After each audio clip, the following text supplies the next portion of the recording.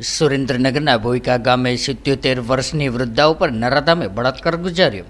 સુરેન્દ્રનગર જિલ્લામાં કાયદો અને વ્યવસ્થાની પરિસ્થિતિ સતત કથળી રહી છે, જ્યારે ફાયરિંગ, મારામારી, જૂથ અથડામણ અને હત્યાના બનાવો સાથે હવે બળાત્કારના બનાવો પણ વધી રહ્યા છે। ત્યારે સુરેન્દ્રનગર જિલ્લાના લીંબડી તાલુકાના ભોઈકા ગામે 77 વર્ષના વૃદ્ધા ઉપર બળાત્કારની ઘટના સામે આવી છે, જેમાં 10 દિવસ પહેલાં જ વૃદ્ધા પોતાની દીકરી જામનગર રહેતી હતી ત્યાંથી પોતાને વતન ભોઈકા ગામે ઘેર આવ્યા હતા। ત્યારે બળાત્કાર કરનાર શખ્સ પહેલા વૃદ્ધાના ઘરના નળિયા દૂર કરીને ઘરમાં ઉતર્યો હતો અને પહેલા નાણાંની માંગણી કરી હતી અને ત્યારબાદ તેમના ઉપર બળાત્કાર કરીને ફરાર થઈ ગયો હતો। ત્યારે હાલમાં તો વૃદ્ધાએ સુરેન્દ્રનગરની સિવિલ હોસ્પિટલ ખાતે સારવાર માટે લાવવામાં આવ્યા છે।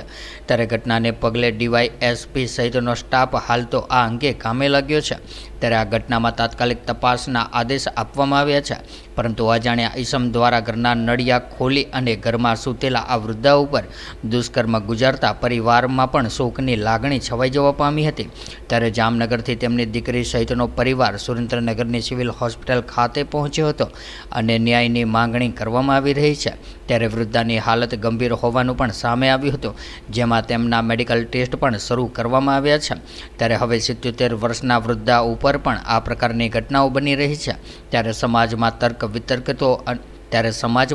વિતર્કો અનેક સર્જાયા હતા। ત્યારે હાલમાં ચેકઅપ માટે વૃદ્ધાને સિવિલ હોસ્પિટલ ખાતે રાખવામાં આવ્યા છે અને પોલીસ પણ ત્યાં દોડી આવી છે અને આગળની તપાસ હાથ ધરી છે।